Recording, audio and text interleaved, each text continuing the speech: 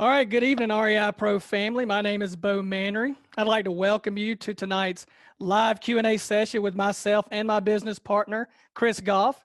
Over the last week, you guys have really asked some very interesting questions, and we're going to spend the next hour, and we're going to hopefully get those answers to you. So for those of you on the call tonight that maybe didn't specifically ask a question directly of us, I know from experience, generally you have these same questions. So tonight's going to be very impactful for you as well. So make sure you take plenty of notes and generally just get these questions answered, because this is why we're doing this. We really want you guys to be successful in real estate, and we really do thank all of you as family here at REIPro. And on the call with us tonight is my business partner, Chris Goff. So welcome, Chris. How's it going? Going good. We're all working remote, all staying safe. Good. I wanted to make sure you could actually hear me. So no, this is going to be an awesome night. Thank you guys so much for joining us. And like Bo said, we did get a lot of really good, solid questions. And it's going to be great because I'm going to actually use the software for some of the questions just to really show you. I know a lot of people sometimes just like show me how to do it, versus telling me. But we're super excited to be here this evening. Glad you are joining us.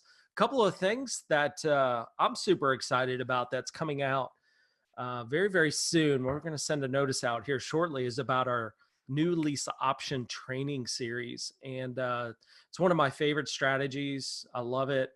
And we're getting ready to release that to the REIPro guys, as well as a new coaching program. People that have followed me, my coaching has been pretty much shut down for quite some time now. We haven't accepted anybody in. And then of course the whole COVID-19, but we've also realized we've had so many people ask us, and this is really a great time to be in this business, and they need somebody to help walk them through.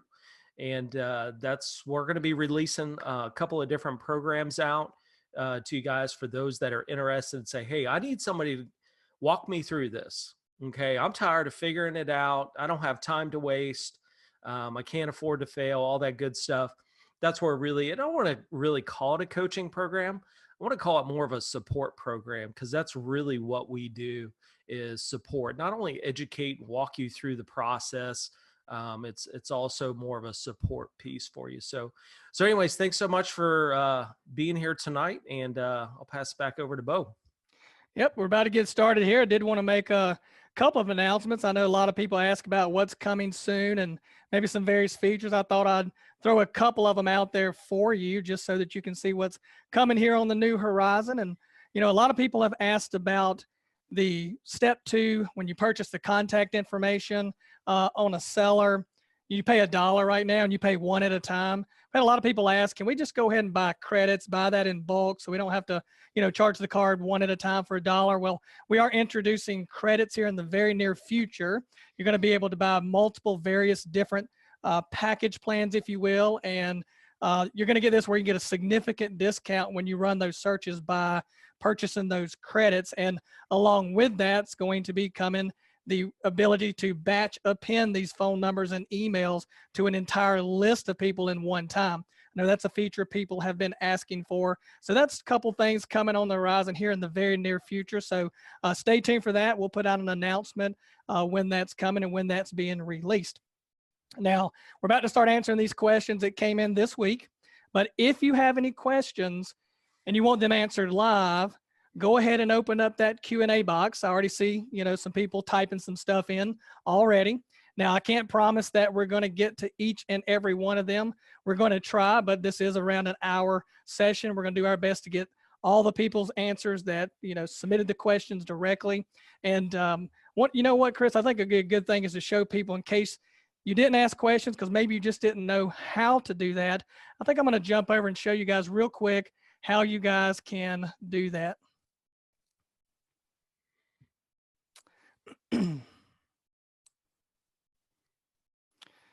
Okay, if you're an REIPro, right here at the top, you're going to see this live Q&A banner. You're going to be able to just click on this. It'll always tell you when the next one is coming.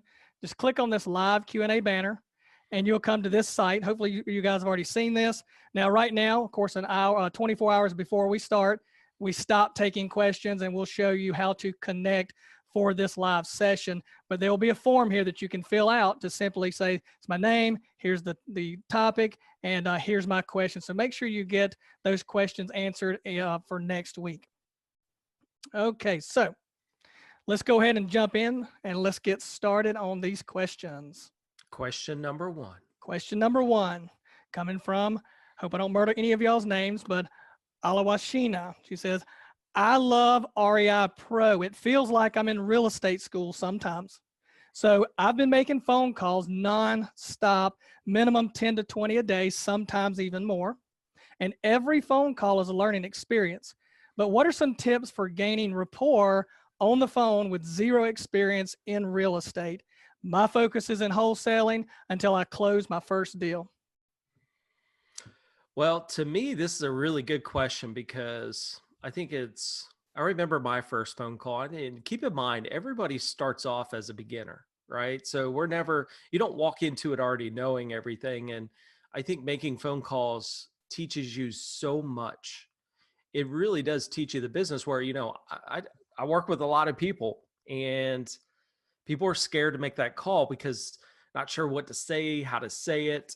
What happens if they mess up? And I'm like, well, all the things that you think are going to go wrong will, but that's how you learn, right? So I remember my first phone call, Bo, and man, this lady, she just started cussing me out. I was like, oh my gosh, she's having a bad day, but I didn't let it eat me up.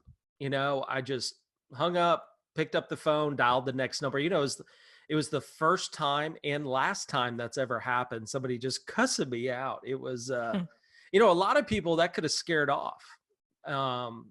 And so doing this for so many years and getting rejected is almost like a numb for us now. But through that process, we really got good at this. And so when I was reading this question, to me, it's one of the most important questions, because if you don't know how to communicate with people or know how to maneuver through strategies in a conversation or all of those little things that we do, it makes our job much more difficult. So a couple of things came to mind that I definitely want to share with you guys. And it's something that I noticed I've done in time, but it took practice. And it's what I call staying in control of the conversation. I've seen so many people and students that, it's almost like they're just waiting for the seller to talk. And then when the seller just kind of controls the conversation, then they don't really trust you. They don't believe in you or buy into you. And so I've noticed myself in time that I was just controlling the conversation. And here's how I did it. The most important thing is ask questions. Constantly keep asking questions. So, and that's what step 2 is really for. And if you go into REIPro, go into a property and get into step 2, and although they look kind of bullet pointed questions and bland, you have to turn that into a conversation. And it's like, oh, let me ask, is that property listed with a realtor? I didn't see a sign out there, but was it, you never know. And no, it's not listed. Okay, that's great. And then I'm going to continue that conversation. I'm going to keep asking the questions. And when I do that, I'll stay in control of the conversation. But you don't always have to ask questions like, how many bedrooms is it? There are so many times that me and the seller will have a 5-minute conversation before I even walk through the front door. I remember this one time with a student, and we were visiting a property, and the seller's like, hey, thanks for coming by. And of course, they're nervous too, right? Sellers are just in general nervous, and they don't know who you are. These people are walking in my house and all that stuff. It's the same thing on the phone though. Okay, so if I establish that rapport early on over the phone, then it's going to be so much easier when they meet you in person. So I remember standing at the door, and I was just having this conversation. The seller was like, oh, so where are you moving? They're like, well, we're moving to this place in Florida. And I'm like, oh, really? I used to eat at a restaurant. That's like, oh my gosh. Then the next thing you know, it started this whole conversation that had nothing to do with the actual property, but it had everything to do with building that relationship. Because to me, people buy you first, right? So they're never going to buy anything that you say to them until they buy you first. So I love constantly asking questions.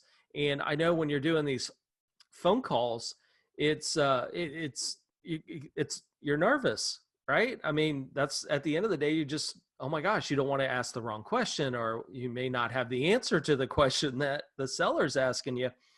But that's how you learn, and I tell people, I just fumbled through it, and I was a nervous wreck. And one of the things that really hurt me in the beginning was I constantly was trying to sell the concept of what I was doing instead of just keeping it simple and building the relationship.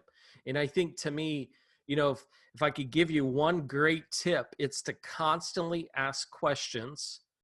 And that ultimately is going to keep you in control of the conversation. When you're in control of the conversation, I'm not saying, you beat down on people, but just stay in control of the conversation. It's going to ultimately build trust. When you have the trust, man, the rest of this business is so much easier. Yeah, and So hopefully there's a couple of tips there. Well, I remember when I first got started, especially like lease options, and they're asking you these questions, and I think part of that, building that rapport is really the confidence that you build, and it comes across in how you're speaking with that homeowner. So the only way I think to kind of get that confidence is just kind of, one, get educated, and that's what we're all doing here, and that's what this is all about. But it's also about just doing it. If you don't do it enough, you don't become comfortable with it. So my wife got started. One of the things she went through the same thing we all go through. You just, I don't know what they're going to ask me. I don't know if I'm going to screw up the conversation. And then if I screw the conversation up, we just missed out on potentially a great deal. So, I told her, let's just pick the county next door, go to Craigslist for sale by owner, just pull some leads. We're not even interested in them, but just call and start carrying on that conversation with somebody. And you'll find out that a lot of the questions that they may ask of you is the same questions over and over again. And the more practice you have, the better you get at answering those questions and the more comfortable you get. So I think that's part of building rapport too, is that confidence level of, just doing it. Yeah. And I think you will start to learn that you'll understand the seller's situation better when you do that, because they're going to be more free of just answering your questions when you stay in control. And keep in mind, you don't always have to ask a real estate question. Just talk about something different out of the blue. The seller may say something that reminds you of something. Well, start a conversation on it, because at the end of the day, it's about the relationship that you're building. Absolutely. All right. Coming in from Letitia. As a newbie, can I submit 3 offers to the seller, all seller finance and lease option, as a wholesaler? Also, I'm in California during the COVID in April. Am I determining ARV using 75% or 70% to the wholesale vacant properties? Thank you kindly. Good question. Number one, I always submit 3 offers, almost, I wouldn't say always, but man, it's a higher percentage that I am. It would have to be a unique situation where, like, the seller's like, their mortgage is not going to, the mortgage amount's not going to allow me to make a wholesale offer, so I may make the other 2 offers, but most of the time I really do want to make 3 offers. And it doesn't matter if you're, well, number one, you have to understand the strategies to make the 3 offers to begin with. But if you're just wholesaling and you make a lease option offer, you make sure you understand how to do the lease option. You could technically wholesale the lease option. You could technically wholesale the seller finance as well. I would say if you're going to make the offer, just learn about it. Go through the training series that we have and understand it, because it's just going to, you will ultimately make more money in the other strategies. I would say wholesaling is probably the least profitable strategy. Now, keep in mind, it's where I started. Actually, my very first deal was a lease option that I totally messed up the contract and totally messed up that. But that's when I started wholesaling. It just seemed easier. So for a lot of people, that's where they're going to start. But keep in mind, you have to understand the multiple strategies. Now, I hear so many people, is it 70%? Is it 75%? What I figured I'm going to do is, Bo, I'm going to I'm going to go to my account here. So I'm going to stop you for a second. Okay.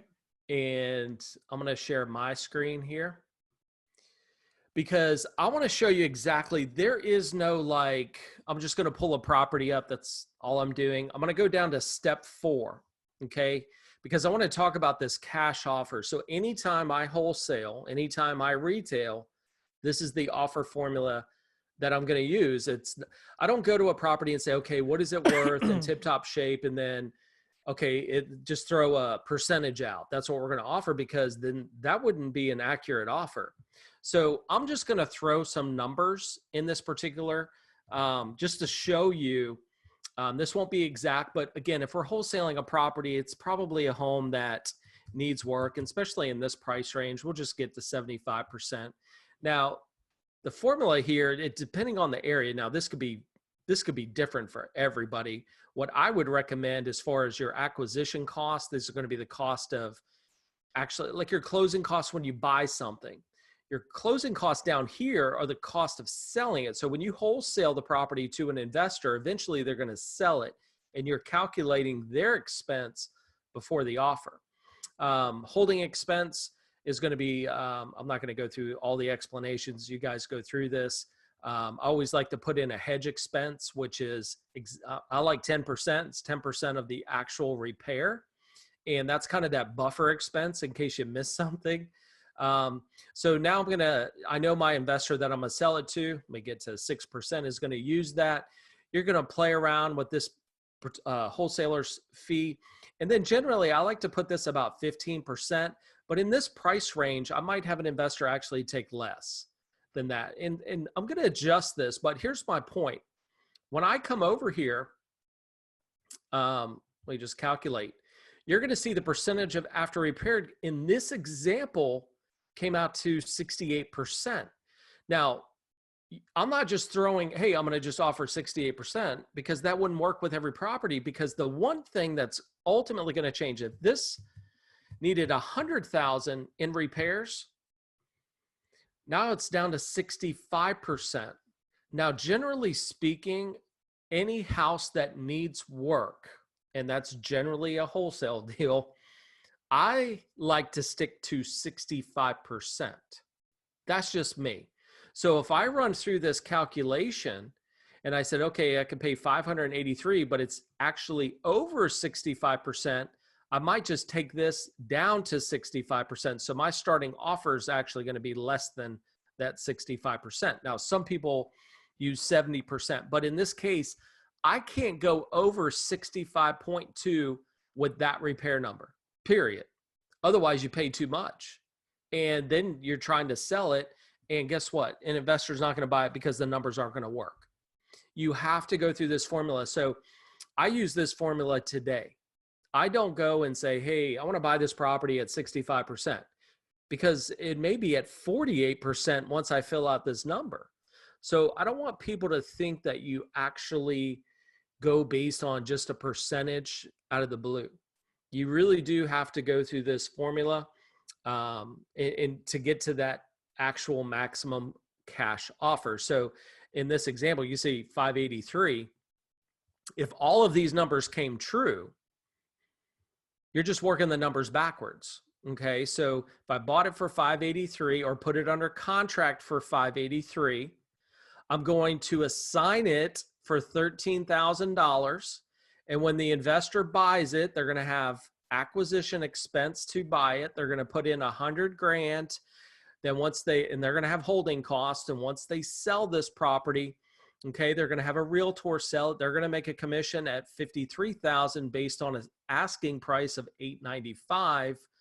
That investor would then make $107,000 profit. I don't care how you work these numbers, but that's all based on that number there. But that number changes, and it really changes when you start messing around with all these numbers over here to the left.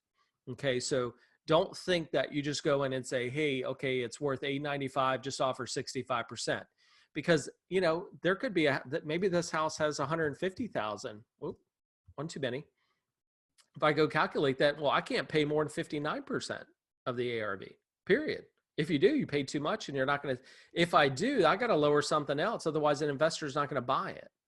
So I hope that kind of, and that wasn't necessarily directed to this particular question. It just, I see a lot of people, they throw these percentages out there and these crazy formulas that it's like, no, you divide by 2 and take 70% and then subtract 10 grand from that. What? That's not even a legit offer, is it? So anyways, hopefully that was, that would answer that question. No, that was really good to go through that, because number one, everybody here has access to this calculator, and these numbers don't lie. There's no guessing around with it. So I'm glad you expanded on that just a little bit. Okay. Question from Brad. I really need some guidance on structuring seller finance offers. I put a few together within the last week or two and I had sellers bite. However, I am not sure if I'm structuring it in a way to maximize benefit for myself and the seller. Well, good question, Brad. It's a big question, actually.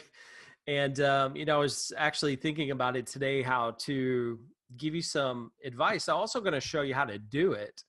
And I'm just going to use this property while we have this up as an example. But there are, anytime I do what's called a terms offer, which is either a lease option or seller finance. So anytime when the seller's willing to take payments, I call it terms. I have to understand what their pet peeve is. And here's what I mean by that.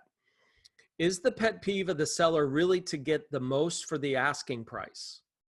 Is their pet peeve the down payment? Is their pet peeve the monthly payment? Is their pet peeve they only want to go 2 months, or are they willing to go 5 years? So I need to understand, and hopefully during the conversation and when you go meet them, you're going to understand kind of what they're looking for. You know, they're not going to ever come out and say, hey, I want $895, I want 150 down. And, you know, look, there's a point where, look, I'll give you more on the sales price, but I'm going to pay you less down. Now, if you want more down, I'm going to pay you less on the sales price. I'm going to go back and forth. Because one thing that I was told years ago, if the seller picks the sales price, you pick the terms. If the seller picks the terms, you pick the sales price. If the seller picks the terms and the sales price, they're not motivated. Follow up with them in 30 days, because there's only one thing that's ever going to change their mind, and that's time. People's circumstances change in time. So when I go into a creative finance offer like this, I need to understand what that pet peeve is. Okay. And I know we've got another really good question, just making these multiple offers, but I'm going to go over to seller finance real quick. Now, I generally don't pay them full asking price what it's going to be worth, because I know if they accepted the offer, they're going to make interest off of me. Okay. And I have to understand, where are my profit centers when I seller finance?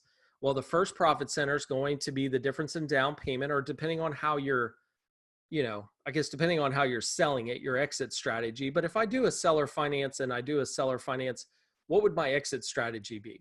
And again, this is great for REIPro to go in and analyze what would be the best exit strategy.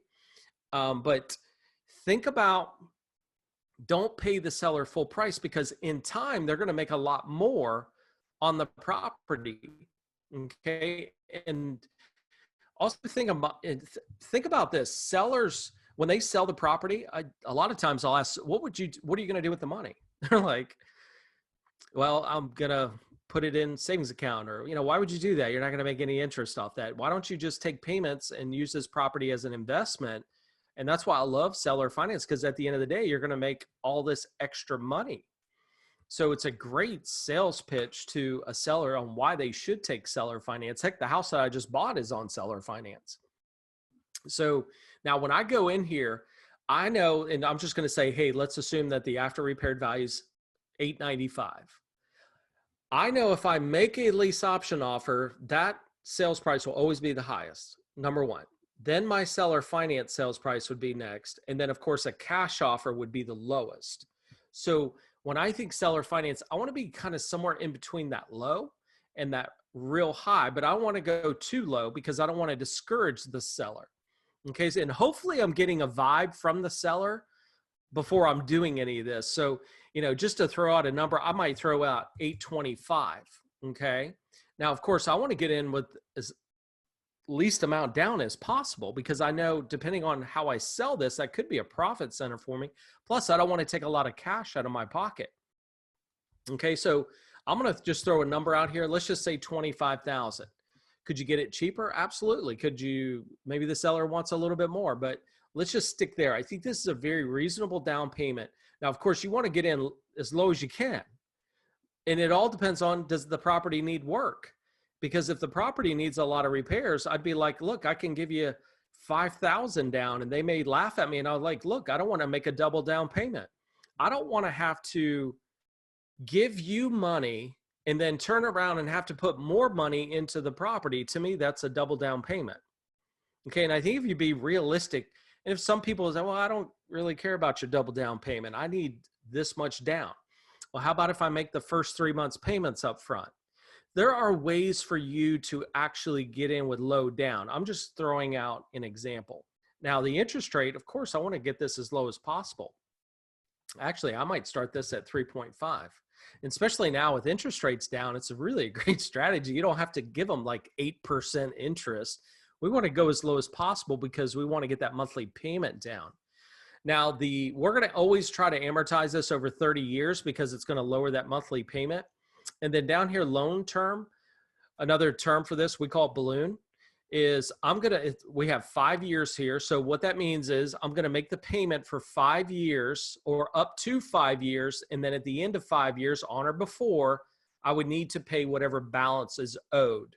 Okay, so I'd like to go 5 years generally with the seller finance. Could you go 3? Absolutely. Could you go 20? Absolutely. You go 30, go the whole 30 years. And so whatever you want to go as long as you possibly can, but not where it's crazy to the seller. And again, I'm going to take a step backwards. I'm hoping to have come to an understanding with the seller on what they're looking for. If I had a seller that said, Chris, look, I could take payments, but I really need to be cashed out in 24 months because I've got to do this with the money, or I've got to unload it, whatever that may. Okay, I know that they're willing to go 24 months. So it's going to adjust. And I'm hoping that you're gathering that information with what I call the pet peeves. If you wanted to add in an additional principal payment, you could. Yearly tax, property insurance. I'm just going to throw a number out here. Again, depending on where this property is, you could go to step 1 to actually get the yearly tax amount. I have no idea what it is, but I'm just going to throw in a number. And then if there's any HOA dues, we'll just assume no, because I want you to go ahead and calculate this because I want to show you something. If you look below, you're going to see the amortization schedule. Okay. Now, if I go down to 60 months right here, I know that I still owe the seller $717,000, but the total payment received to the seller for 5 years is $1 million.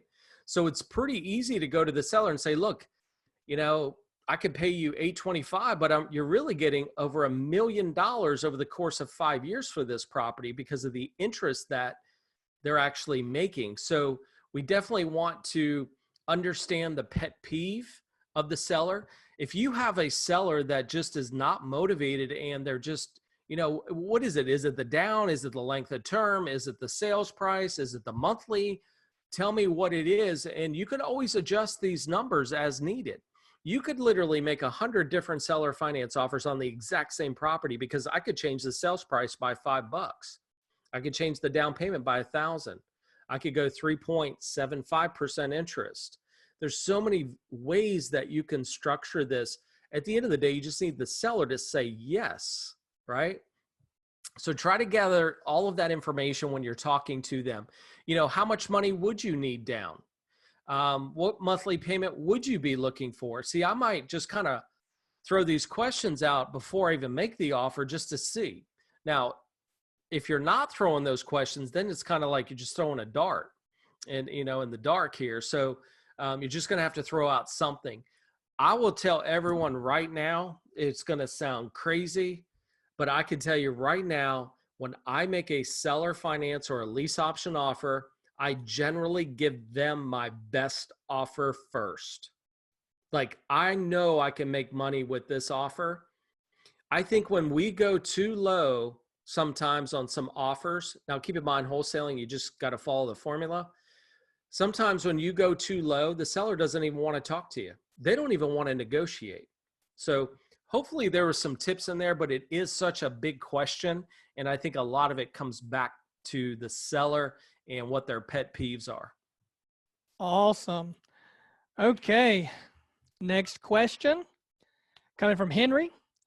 Do you have a contract for free regarding seller financing so that I can use it for any state? I buy houses in California, Ohio, Texas, and I'm looking for 1 or 2 seller finance documents. Good question. One that people ask all the time. One thing you can do just to get it under contract, you technically could use the contract for purchase. So I'm gonna go to step 5. Hold on. I'm gonna show it to you. So this contract to purchase right here. And then what I want you to do is add a second piece of paper to it, which is called the addendum. In the addendum, you would then specify the terms of the actual agreement. And in the contract for purchase, let me just download it real quick and pull it up because I want to show you. Hopefully, let me share that real quick.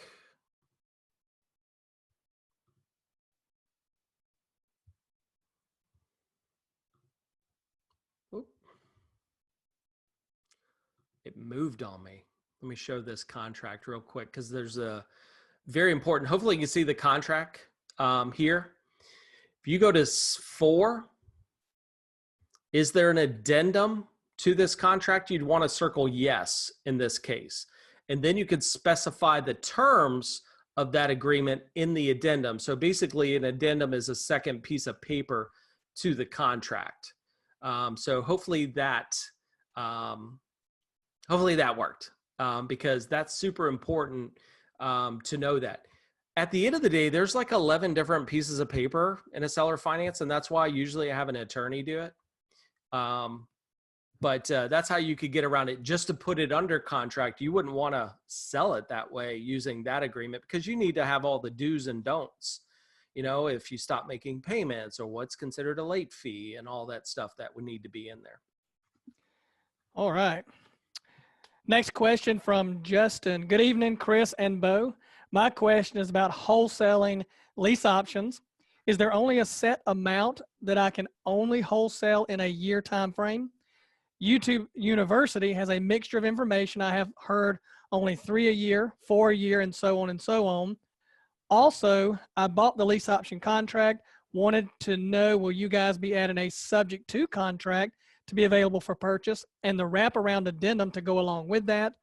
Thank you from Cincinnati, Ohio. My software is paid for the whole year, already standard plus plan, looking to grow with you guys.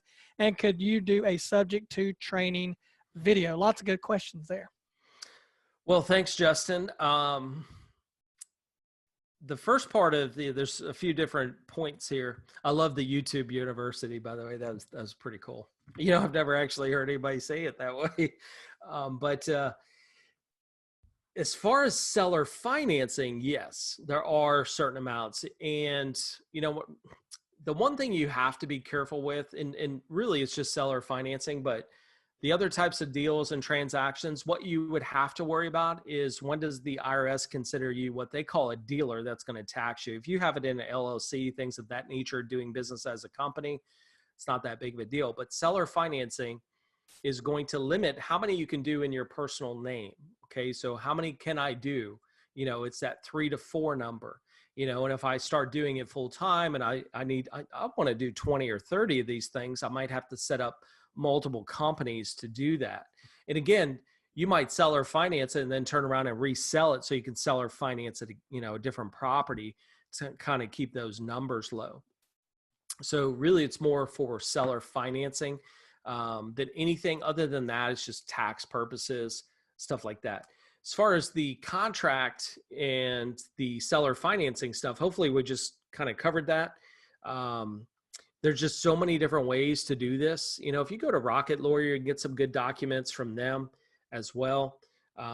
Obviously, an attorney is going to be the most expensive, but probably the most accurate. So at the end of the day, you need to find one, because I personally like doing all my closings with an attorney instead of a title company, just because we do a lot of creative stuff. And a lot of times when you go into a title company, they're going, "What are you trying to do?" It's some creative things. It's not normal. A typical transaction has a realtor, a buyer, seller, and a bank usually. So when you bring in something odd, they may not understand it. So that's why I like real estate attorneys, especially with seller financing. Be sure to have an attorney really draw up the closing documents. If you're just looking to put it under contract really quick, then you could use that contract for purchase with an addendum on that. So Right. did I get them all? Did I get all those? I think you got them all. Okay. All good. right. Next question from Alfred. When you reach an agreement with the seller on a lease option, do you use a short or a long-term lease option agreement contract? If and when you use a long-form contract, do you fill it out at the title company or attorney's office? Well, there's only one contract. Technically, you could use a contract to purchase with an addendum. That would have to be a really motivated seller not to, because it doesn't really disclose all the do's and don'ts of the lease part of the agreement. So this lease option agreement right here, those of you that don't have it, you can purchase it. As soon as you do, we'll show you how to fill it out. It'll look like this. This is the only contract that I actually use with lease options. And it doesn't matter if it's with the seller or with the buyer. The big difference is in this agreement is the assignment paragraph. Okay. So when I sign this with the seller under certain terms, I want to make sure that I have the right to assign or sell that interest.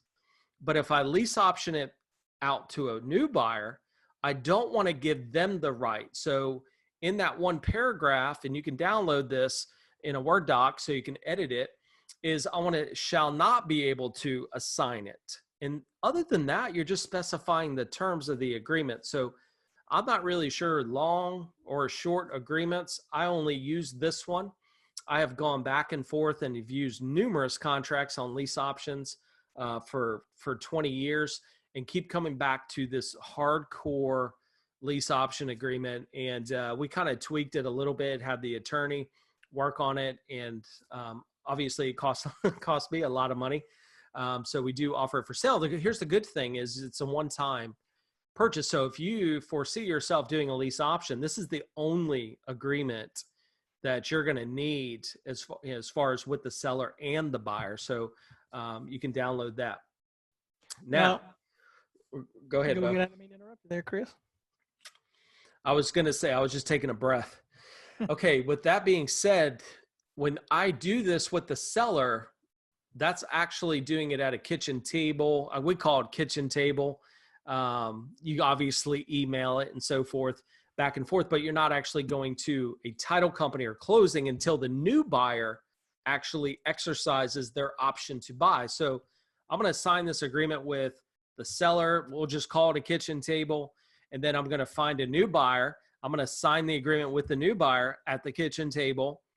And then when the new buyer is ready to exercise the option, meaning purchase the property, that's when we would then go down to the title company or closing attorney's office, which, as I've already said, I like the attorney. And then we'll get it closed. So I think I answered, was that all of that? Yep, you did. I was going to talk about, generally these were kitchen table things because the last part of his question, but you've already answered that. So great. As a follow-up, similar to that from Alfred, he said, when the tenant buyer pays the rent on this sandwich lease option, who do you recommend the payments are made to? And well, first, Alfred, the buyer is going to pay you, and then you are going to pay the seller if you're in the middle of like a sandwich lease option type of arrangement. So buyer pays you, you pay the seller. I know there's specific ways that you can protect yourself. Chris, I think, has some great tips on how to protect yourself from the seller, about not making payments. Well, the only reason I would, people always ask, well, what happens if the seller stops making payments on their mortgage and you keep paying them? It just doesn't happen. generally you're working with nice houses in nice neighborhoods with people that generally do care about their credit and their mortgage. Now, could it happen? Sure. It's never happened to me, but could it happen? Sure. So what could we do to protect ourselves? Now, I can tell you, Bo, if I go out and do a lease option tomorrow, I'm not going to go do what I'm getting ready to tell you. Okay. So I wouldn't do it. And I've But never done it. look, people, obviously, you never know what people are going to do. And I think it's better, maybe some things. Obviously, you could set up to where you make the payments to the bank, okay? And then send the seller whatever the difference is that they would be making. So you could actually do that. You could set up an escrow company where the buyer makes payment to the escrow company, and then the escrow company then disperses the funds from there. So there's a couple of different ways, but at the end of the day, on a lease option, I don't do either one of them. Well, And I know everybody always asks that question though. Well, I've actually had, a house that I own, say outright. I wasn't in a sandwich lease option, but I was doing a lease option, and the buyer was actually concerned about that very situation because they had done a lease option with actually a builder. And after about a year, the sheriff shows up, knocks on the door, kicks everything they have out on the street because the bank had taken it back. No notice whatsoever. So, they asked me the same question, and all they really wanted periodically from me was a statement showing that, all the mortgages were being paid and stuff like that. So next. All right. Next question from Lewis. Hello, please explain in some depth and detail the timing of using a tenant buyer's option payment or the down payment to pay the seller's option payment. How does this line up in terms of signing the paperwork? Note, this would be on either a sandwich lease or an assignment. Thanks so much for your help.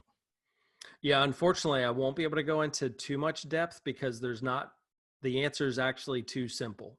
And so let me tell you exactly how you need to do this. So we'll just take a sandwich lease option, staying in the middle. It's just easy, but it's irrelevant. So I'm going to sign this lease option agreement that I just showed you here, okay, with the seller. Now, one of the paragraphs, this is an important paragraph actually in this agreement, is when we actually start the commencement date.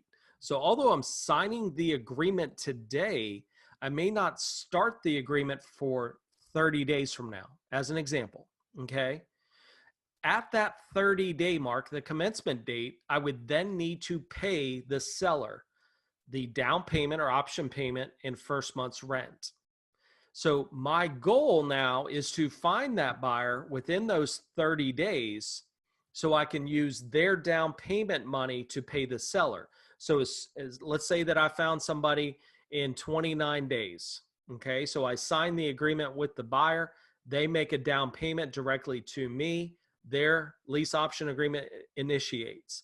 I then take that portion, whatever I owe the seller, out of that to pay the seller. And that's obviously a great way so you don't have money coming out of your pocket. That's how I messed up my very first deal. I actually paid the seller out of my pocket, and then I couldn't find a buyer because I didn't have a clue what I was doing. So that paperwork is really that simple.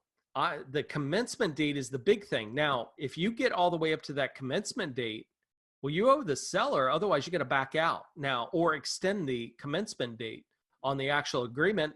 Or you're going to have to pay it out of your pocket. So just keep that in mind. It's a really simple process. So I don't think I can go into any more depth because I think it's that simple. Hopefully I explained that properly. I think so. Next question from Edward. Hello, how do you qualify tenant buyers to ensure that they will eventually buy the property? And can you advertise a home that you don't own in South Carolina? Well, Edward, I'll tell you what I do with my lease option tenant, prospective tenant buyers before I sign the agreement with them. I get with a mortgage broker. I have one here locally in town that I use, and I want to get a picture of kind of where they are financially. If somebody's got a 520 credit score or had some, some bankruptcies, and it was just, a fresh bankruptcy, can't get them qualified in the next 12 months. I kind of want to see, what's going on, a big picture, and our mortgage broker will look at their whole picture, look at their debt to income ratios, where they're at, what potential problems they have, if any, because not everybody that does a lease option has, you know, problems. And if they have some issues where they can't qualify for a loan today, he'll build a roadmap for them over the next 12 months of what they specifically need to do. And sometimes it's real simple. They can have a credit card that's got, say, a $10,000 limit on it, and they owe $10,000 on it. So they're maxed out on that credit card. If you do that, that's really going to hurt, you know, your credit score. And, you know, a $10,000, or I should say a $3,000 limit with $3,000 owed looks worse than having a $10,000 limit, but you only owe $500 on it. So he'll go through and say, okay, I need you to pay $500 here, pay $1,000 here, get this off your credit report there.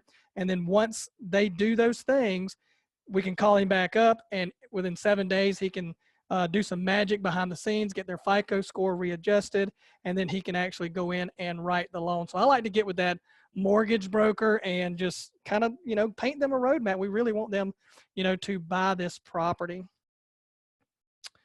All right, anything else there? Next question coming in from Brad. Okay, this is related to making multiple offers, which I really like the idea of. I need some help structuring offers that make sense for both myself and the seller. Are there any resources that you could recommend specifically on structuring these offers? For example, if I want to make a seller finance and a lease option offer, in my mind, each offer would have a specific benefit that's not included in the other offers. I'm struggling with how to set up those offers in a logical way that makes sense and is also desirable to the seller. Thanks. Well, like I said before, obviously when you make multiple offers, it's going to increase your acceptance ratio, number one. But I always say most sellers, they focus on sales price. Okay, so let's just think about that for a second. Now, if I go back to my cash offer, that cash offer is always going to be the lowest. If you just want to be done with the property, then here you go. The lease option offer, to me, should always have the highest sales price when you're making multiple offers. Okay, so remember earlier where we did the seller finance, we're at $825. I might come up here and say, hey, I know it's worth $895, but how about if I pay you $850? Okay, and I could always move up from this as well. Okay, maybe I go to $875 on this number. Let's do $875 because you're going to think you're not going to be able to make much money on that. Now, down payment is, to me, on a lease option is, I always look at if the seller rented it. If they did, they would get a security deposit, which is typically the same as the first month's rent, typically speaking. So if I have to understand, you know, what would this property actually rent for? So I'm going to do my basic research. You could always go up here, but I want to just speed this process up because I want to answer the big general question here. If let's just say the rent value on this house, let's start there, is $2,500, and that's what it would, or let's just go back. See, this rent estimate's not sure on this one, so I need to find out with a realtor if Zillow doesn't have it. Zillow's the number one that I've seen out there that will give you rent estimates. So I may need to figure this out, but let's say that this particular property, we'll just say $4,000 on this. I know that I need to make at least $200 a month minimum on the monthly payment. So if that's the case, then I know for sure that my monthly payment, and of course you'd want to go lower than this if you can, is $3,800. Now I'm going to go back to the down payment because this is important. If they rented this, they would get a $3,800 security deposit, but this is a lease option. So I want to make it a little more tractable because this is a non-refundable down payment that is applied to the purchase price. So it doesn't matter if you walk away, they're going to keep this, it's non-refundable. Now, this is already better than just renting your property out because instead of getting $3,800 security deposit, I'm going to give you $5,000 that's non-refundable. Okay, so look at this offer in general. Cash offer, I'm going to be at $895. That's going to be my lowest. Seller finance is at $825, and then my highest sales price is going to be $875. So that's how I do it. And again, I'd want to fine tune these numbers, and I'm just throwing out an example for you just to see. So be sure you follow that guideline. If you follow that guideline, there are no more resources. I just gave you the answer for anybody doing this. When you make multiple offers, and that's why we have it in REIPro, is to be able to do this. That's my logic behind it. Okay. Now, again, talking to the seller may change some of these numbers, but just think of cash offers the lowest, seller finance would be next, and then a lease option. So why would this be? Number one, let's look at why would you take the cash offer over those two offers? Because I'm going to pay you a ton more money. Well, they want to be cashed out. Maybe the motivation is they just need the money. They want to be done with the property. It's a burden, whatever it may be, they're done. Now, if they're willing to take payments, then both of these could potentially work. But the seller's getting $25,000 down in this example. And at the end of the day, they're actually going to make a lot more than if they could have sold it as is anyways in time. Or maybe the seller, maybe they have a high mortgage on it and they can't take that low of a sales price. Well, then a lease option would be the only other scenario where we're going to pay you a lot more. Okay. But if we're going to pay you a lot more, keep in mind, we're going to pay you a lot less down.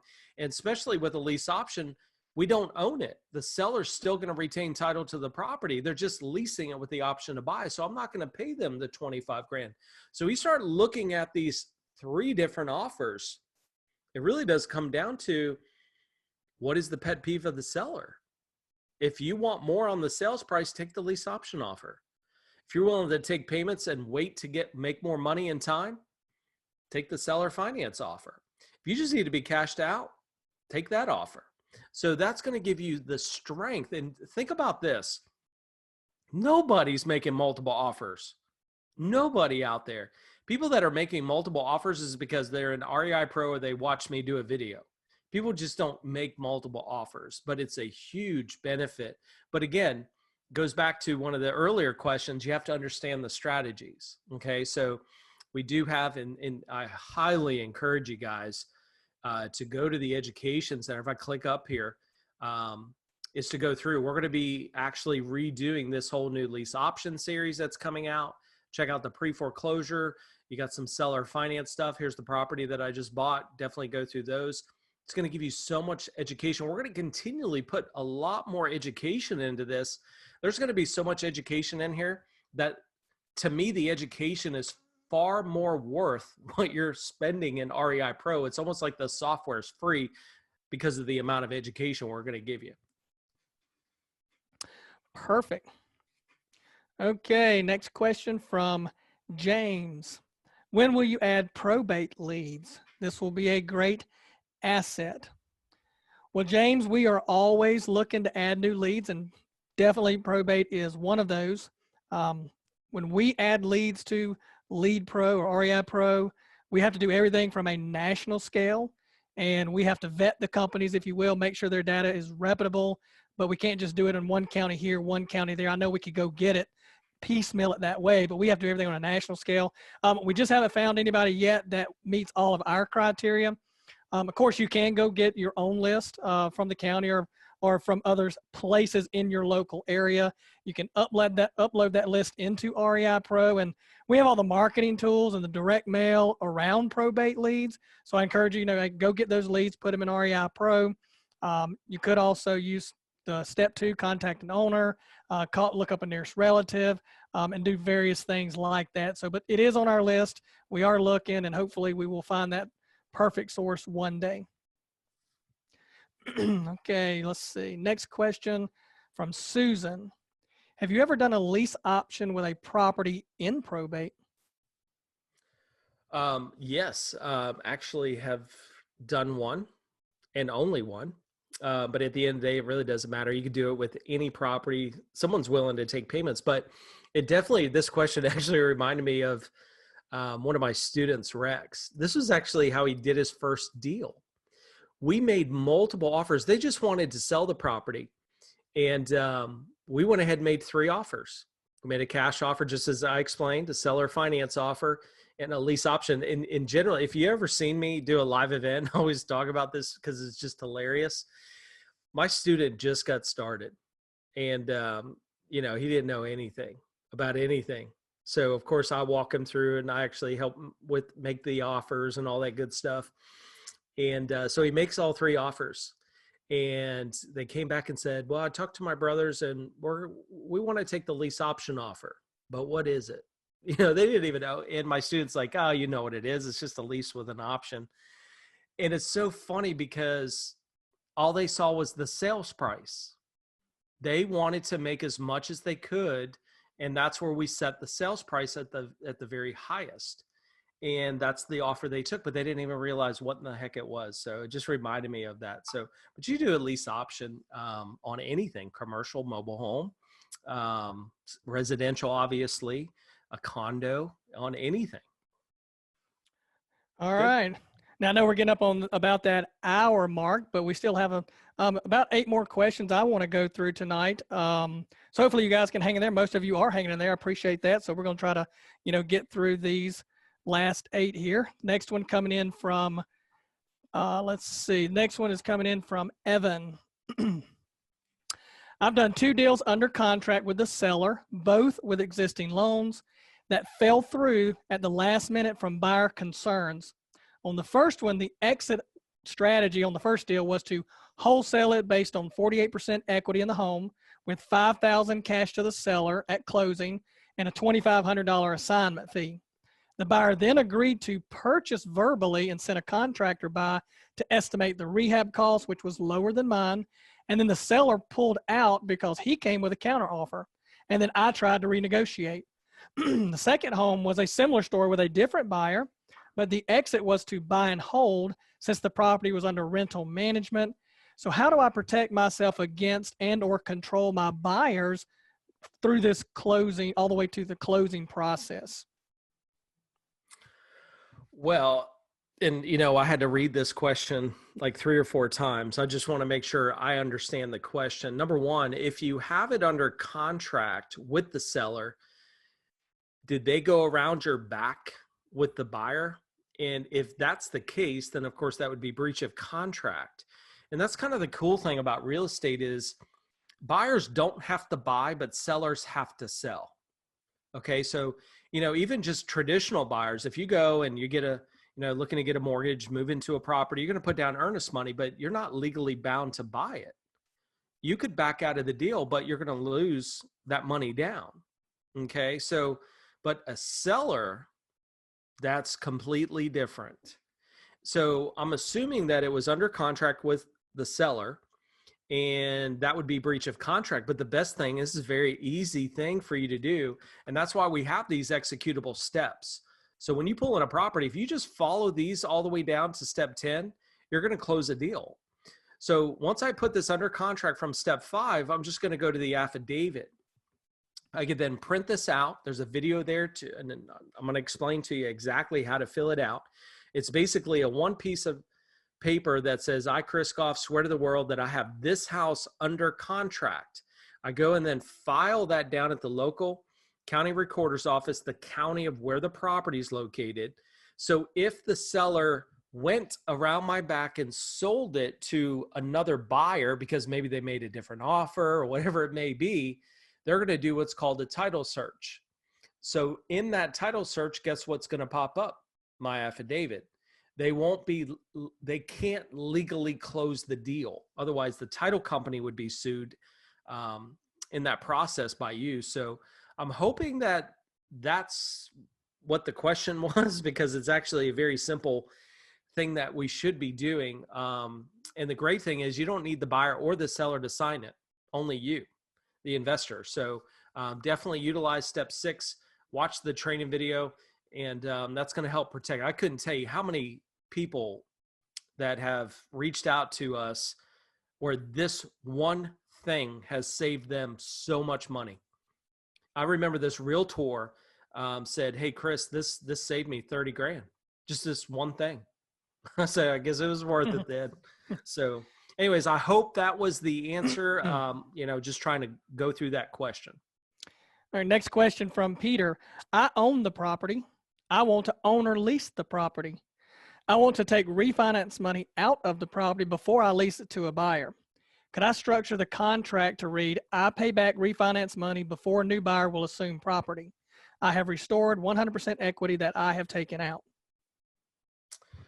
Well, my first thing is I'm assuming we're talking about a lease option or seller finance, not an owner lease, because just leasing the property, that wouldn't matter. So if you're talking about a lease option or a seller finance, assuming that your refinance amount is less than what you're selling it for, you could just wait till the new buyer closes you out, because the title company will take that out.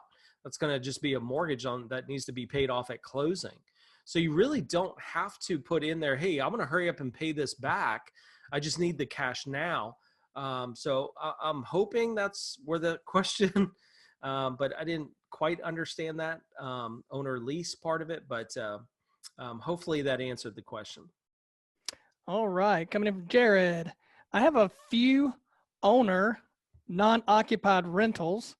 Why don't they populate as such when I look them up on REIPro? So again, kind of like you, Chris, I had to read this question and I had to think about it a couple different ways, because I'm not real sure, Jared, if you're saying I own the property and I rent them out and they're currently non-occupied, meaning that should they show up as a rental within REIPro, or should it be showing up as a vacant rental? Well, REIPro doesn't have anything rental. The tax assessor doesn't know anything about being a rental. So I'm not sure if that's the question. It wouldn't show up as a rental property inside of REIPro.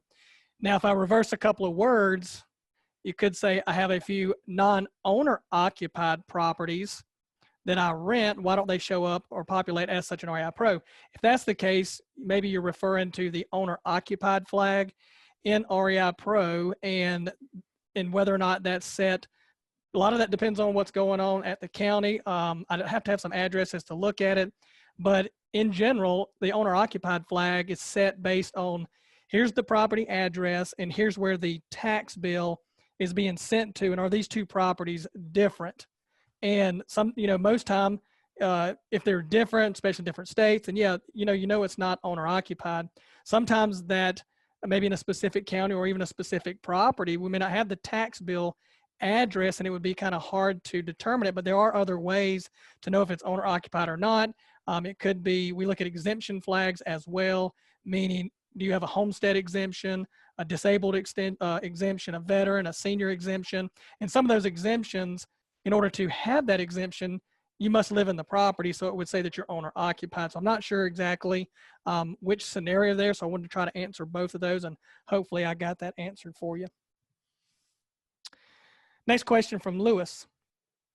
I added a property where the seller was asking $280,000 from Craigslist.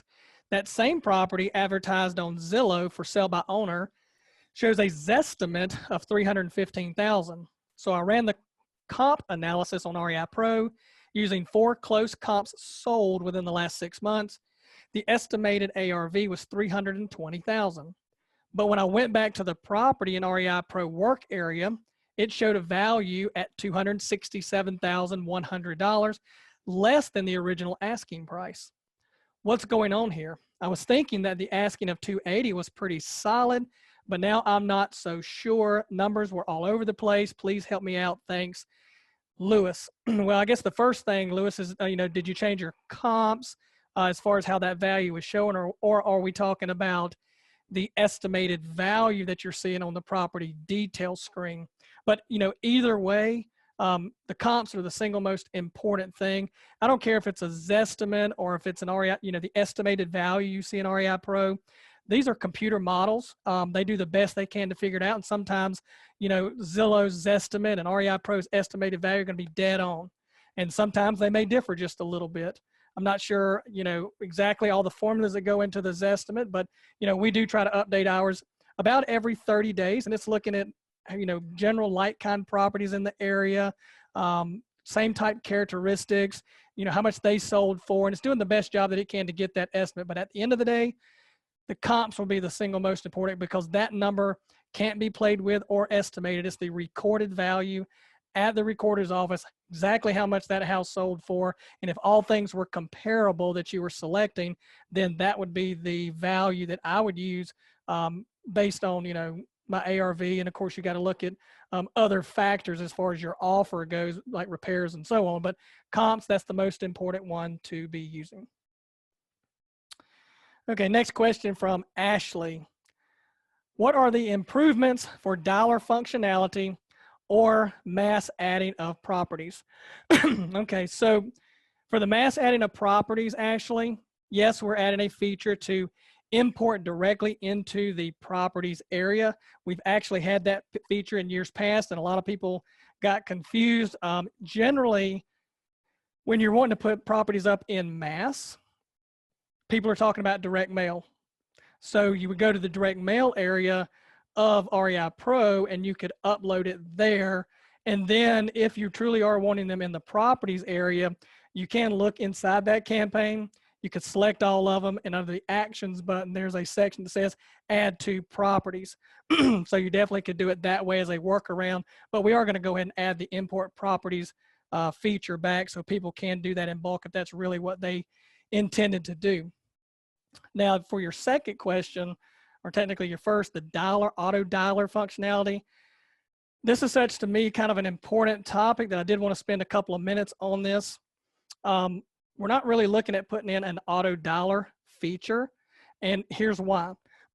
So there's something out there, if you're not familiar with it, and I encourage you to go Google this and look it up, but it's called the Telephone Consumer Protection Act, or TCPA for short, and this was enacted to protect the consumer from these annoying telephone marketing calls and, back in the day, faxes that were just kind of inundating everybody out there.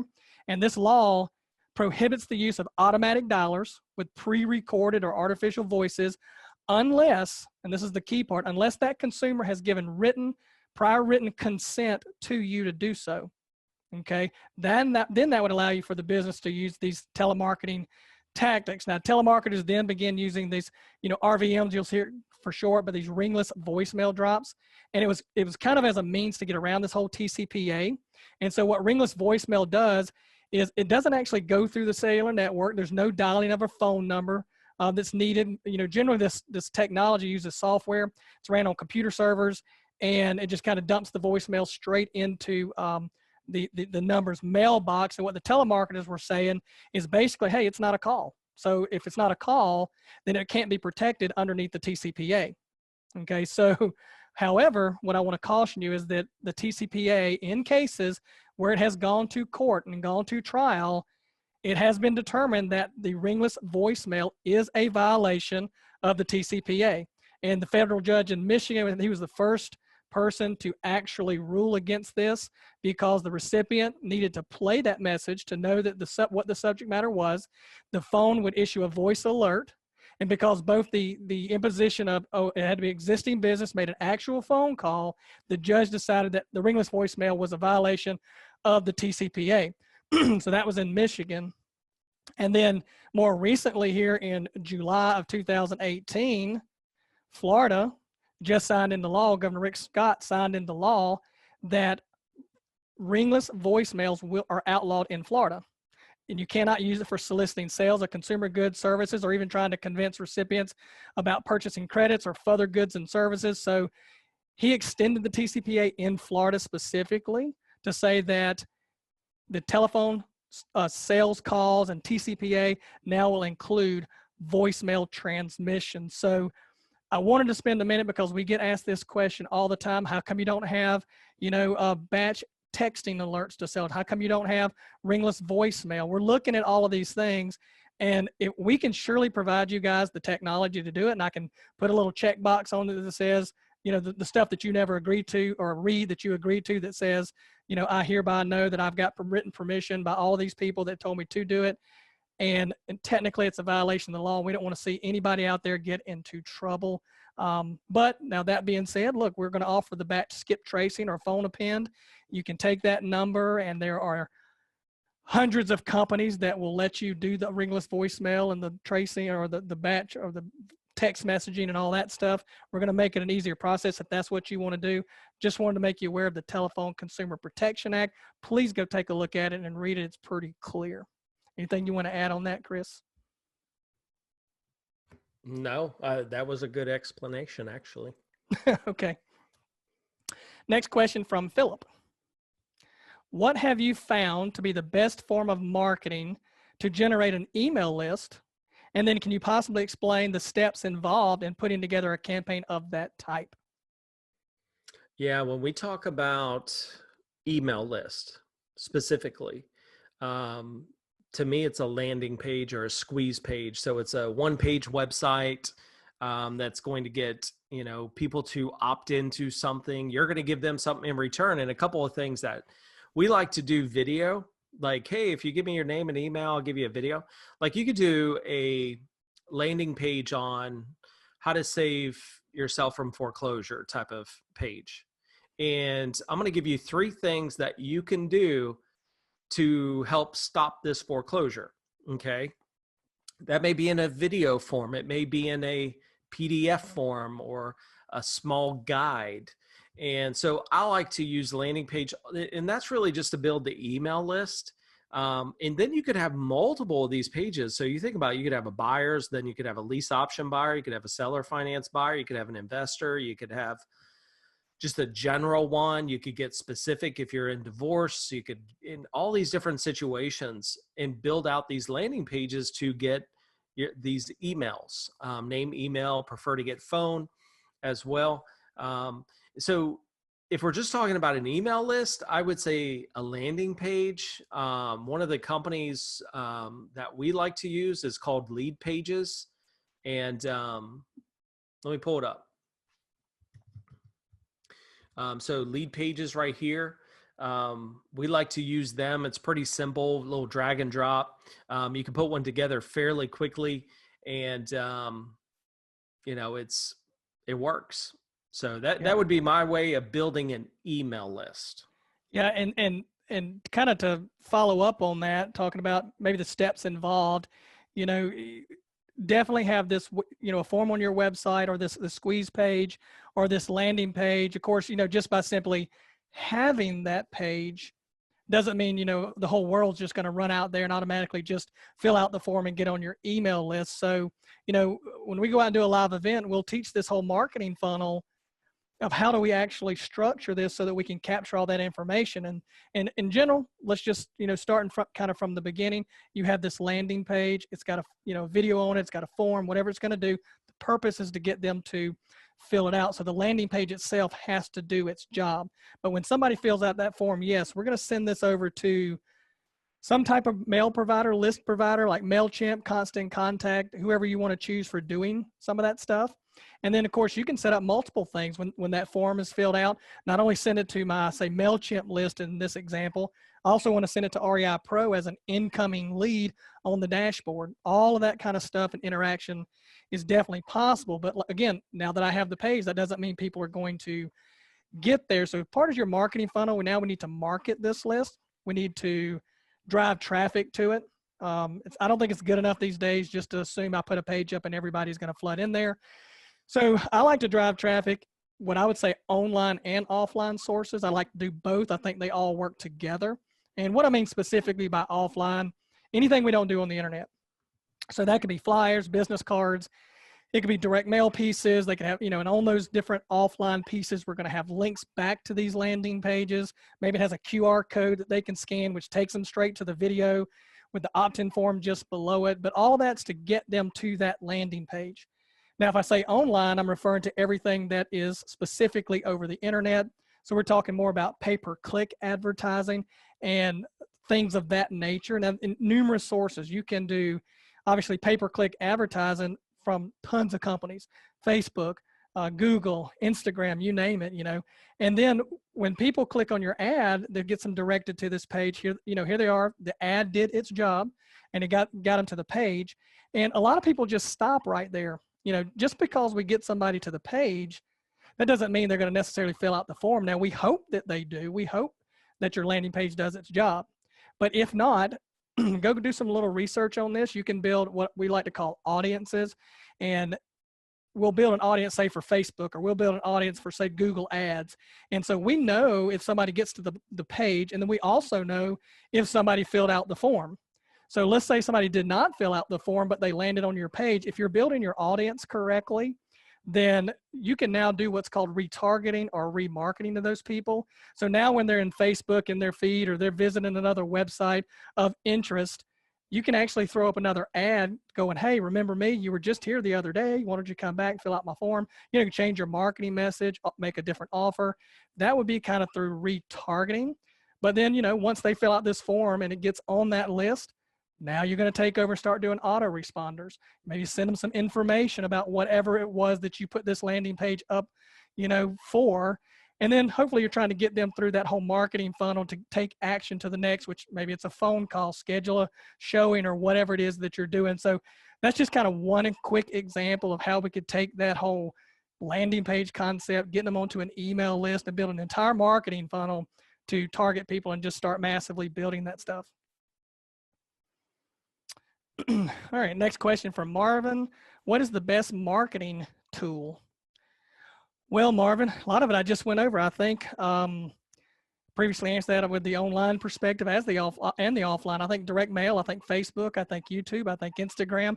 I think good old-fashioned networking, going to your local REIA clubs, your meetup clubs, and interacting with people, and generally just talking about it. Here's what I do. I like to call it the 3-foot rule. Tell everybody within 3 feet of you what you do.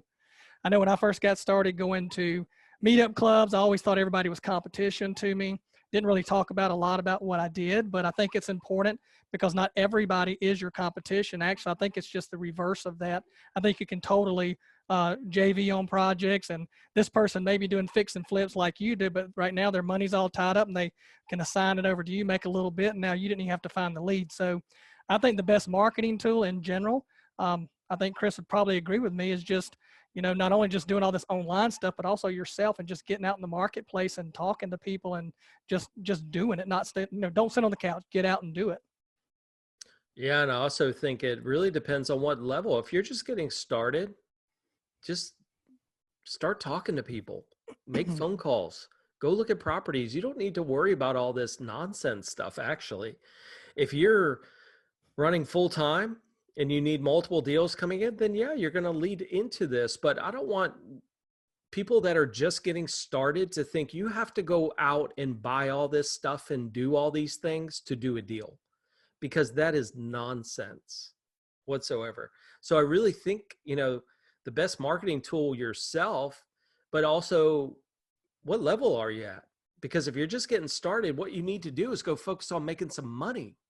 And then when you go make some money, then you can start adding in these marketing tools that will kind of help put it on autopilot and help generate the leads. Outside of that, I would be doing direct mail, postcards, direct mail. I mean, that is the most affordable in bulk that you can do. Yes, and actually that's kind of segueing right to the next question from Donald. Last question too. It's the last question, people. And then, all right, so last question is how to constantly or consistently market to this niche or niche. I'm assuming you're referring to maybe motivated sellers, maybe perhaps real estate investors, but either way, there's niches inside of each one of those groups as well. So just like Chris said, I would constantly be sending out direct mail pieces.